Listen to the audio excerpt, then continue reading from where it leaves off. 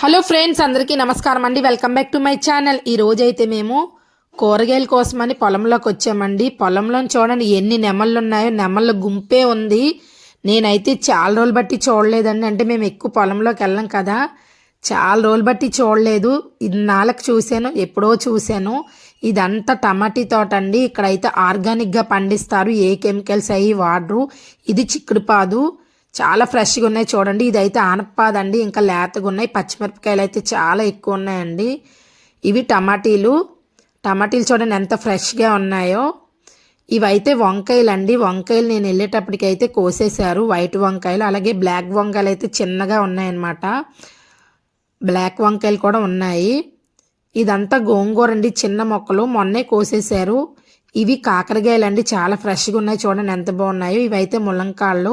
నా వీడియో కనుక మీకు నచ్చినట్లయితే నా channel like, share, subscribe. Thank you for watching.